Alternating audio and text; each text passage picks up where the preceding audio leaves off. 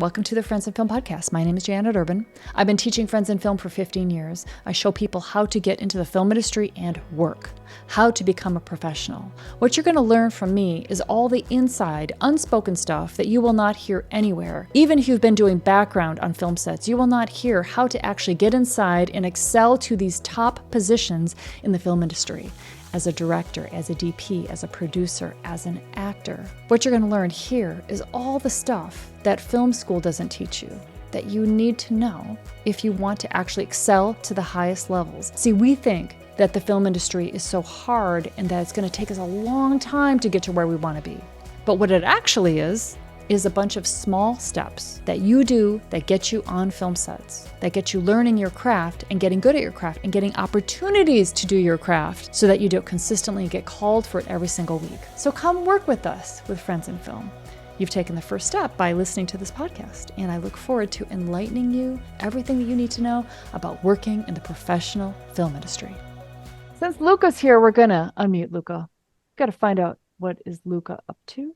Luca, you're doing so great. I'm trying. When you look at the story of your life, you've had a very interesting life. How do you see it? What is this, if you could tell a story of your life, how has everything you've done led you here that's powering you forward at this point? If you told me a year ago about the place I am now, I would not believe it.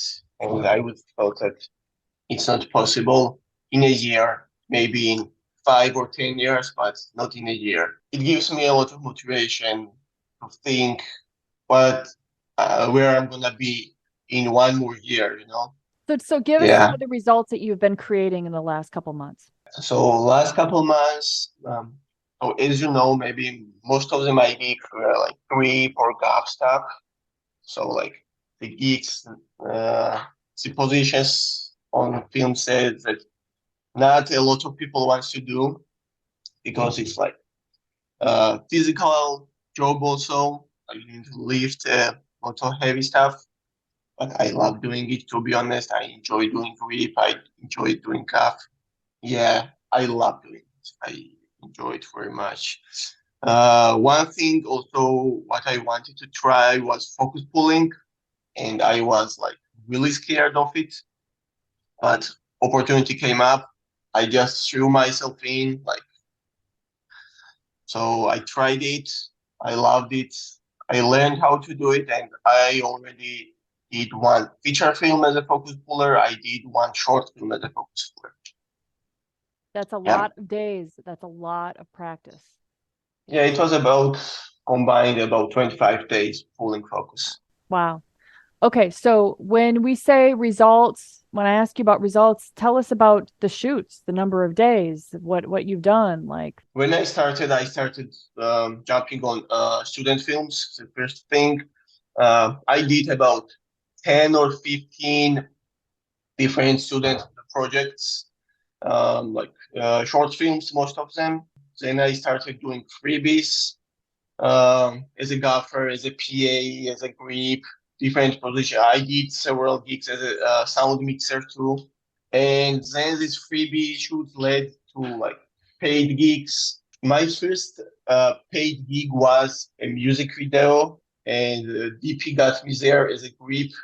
I met him in Las Vegas as a when I helped him like in a grip stuff, and it was 2 days. They drove me to Las Vegas.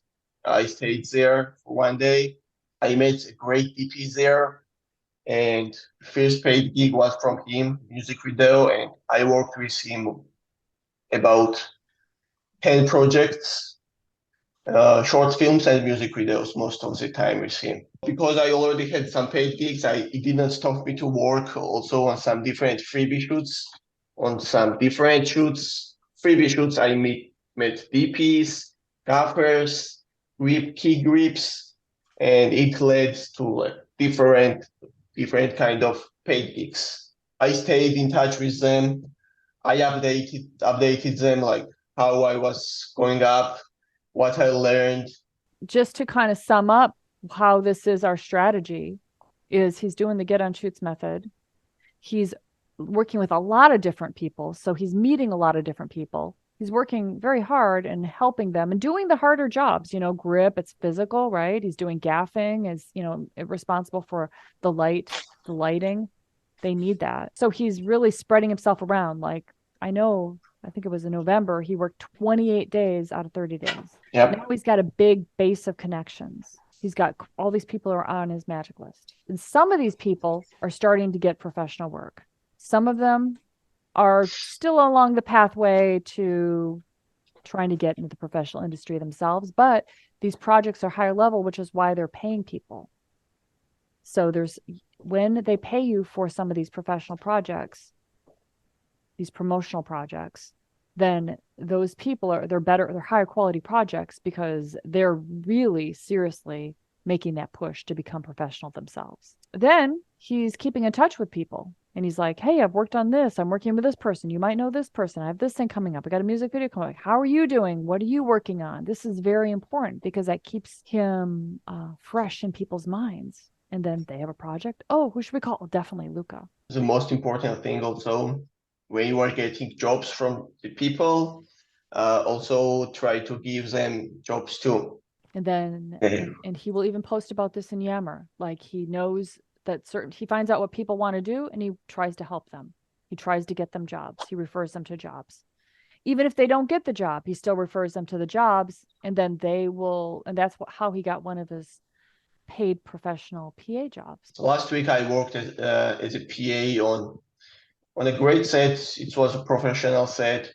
I connected with a lot of people. I am 100% sure that when this production coordinator gets next project, I'll be on her list. And tell me a little bit more why you're 100% sure. When I went on set, like said hello to everyone, I'm PA, just let me know if you need anything, like every department. I was helping a lot art department.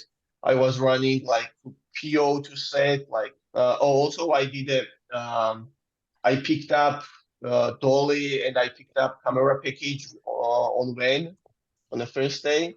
It was like all kind of experiences in just 2 days. What he's doing is he's making himself quite integral to that production. Like he could be outside, waiting for them to call him in and when they need him. And he'd be like, hey, I'm doing my job. I'm got the walkie on. I'm ready to go. But he's intentionally getting in there, talking to people, asking how he can be helpful, trying to anticipate what they need. So he gets a lot of interactions with a lot of different people. Like he's watching art department to see how he can be useful. The thing is just throw yourself inside, and I mean, if you are already there, uh, just do your thing. You will enjoy it and you will love it. But you'll see people on set that are working as production assistants and they're just waiting for somebody. Like if they need me, I'm ready to go. The other example of where you got a PA job was where you had referred somebody to a second AD or a first AD job. You referred somebody from one of these promotional projects to an AC job. They interviewed her and they did not choose her, but then she was grateful to you for that. So she referred you to a PA job. Yeah, like the same thing happened like a couple weeks ago. Um, the guy first AC, uh, I work with him a lot. I referred him, uh, but he was working on that day, so he was late. Like he reached out late, and they already had someone. Uh, But I reminded him myself by the gesture that I just texted him and referred him. And next day he got me a gig. Like next day he texted me and like, uh, I'm busy on that day. There is something coming up for like 6 hours. They will pay full day. Just go there, help them like set up light, and that's it. what's a full day rate for that? 350, 350 for 8 hours. Okay. 6 hours. For 6 hours. Yeah, yeah. I just went there. I set up like for like interview. I was sitting like 6 hours there, like on set, looking around, doing nothing. Yeah, Doing nothing is a because why? There was because I got there. I have done my job. I mean, not like doing nothing. I was just looking in camera, checking like every 10, 15 minutes if everything was right. Yeah, I mean, it was easy gig, you know. Yeah, some of these jobs are so easy. You're like, I can't even believe that they're paying me to do this. So all of It's your great. life has led you here, back in Yeah, Georgia, shooting the single camera stuff, doing the interviews, risking your life, you know, believing in yourself to risk your life in Georgia. We're talking the country of Georgia next to Russia to do important work and stay and he could have gone away from that and not live that kind of dangerous life or what he believed in, and then to move to the United States and drive for a living when you first started for a while, and then didn't have a whole lot of money and did this program and had and believed in this program and believed in himself, more importantly, and then applied, and now here's where he's at. So all of that belief in yourself, all of that uncertainty that you have had to go through has built this person that you are today. What I think that is one of Luca's secret powers is he really is always thinking about other people. He cares about other people and he's always looking at how can I make things better? How can I help this person? What's important to them? And then he tries to fulfill it the best he can. Like truly, that's just where he comes from. Not like, okay, if I do this, are they going to remember me? He's not coming from that place. It's a genuine like, how can I help this person? How can I add value? Always. That's it. That's your superpower. You guys can see this as like what why it's working so well is he's working on a lot of shoots, meeting a lot of people, and he's having conversations with people and finding the best people that are wanting to do something in this world, that are also have aspirations to work professionally, and he's making friendships with them. He's sending them work. He's gotten really good at finding work.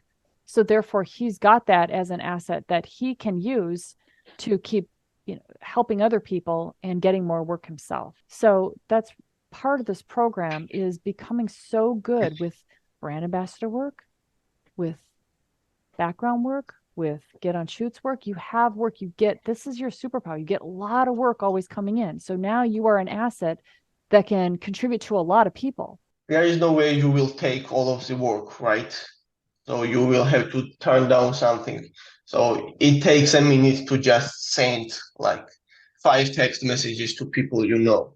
Maybe you worked with them like a year ago or a couple months ago. Just remind yourself to them, you know? And maybe it will change something for them, and also it will change a lot for you. So yeah. You have an accent. Other people would say, my accent holds me back. To you, you're just like, I go forward with my accent. I mean, to be honest, I don't even care about it. I love how you I just said mean, it. I don't even care about it. Why? if I know some of it, people will understand me. It doesn't matter how I see it, if it's correct or not. I mean, I know that I can like make people understand me, so that's more than enough. I can use my hands, my I don't know, jump around, but I will make them understand me. Now, tell me how much you're making in the film industry. If you could say, how much have you been making the last couple of months? Last 3 months, I have done nothing else, just to being on film sets. It's about like 3,500 to like 4,000. Yeah, $3,500 to $4,000 a month Yeah. filmmaking. Sometimes more, sometimes less. I was able to pay off, like, for example, for this program after 4 months joining this program. It took off so fast. Like, program gave me so much that now I don't have time for program. Like, I love what you said. If this is where I've gotten so far in the last 10 months, look at what's going to happen in the next year. And everyone is telling me that this year was the worst in film industry. So next year I'm ready for it. It's true. It's a good point. Yeah. Yeah, I think so. Yeah, Los Angeles with the strikes and everything, that a lot of the stuff wasn't shooting. So yeah, you were getting entrenched in non-union. And now what happens is all those people that a lot of those people that you're working with, when now we also have the union stuff coming up, now they're going to be doing that and they're going to be pulling you with them. So awesome. You've just expanded your mind about the film industry. So instead of taking stabs in the dark and trying all these different things, how about you focus 10 months of you working in the film industry with me helping you? That would be our craft certification program. If you're interested in that, go to friendsinfilm.com/join and come in with us. That's friendsinfilm.com/join. I'll see you there.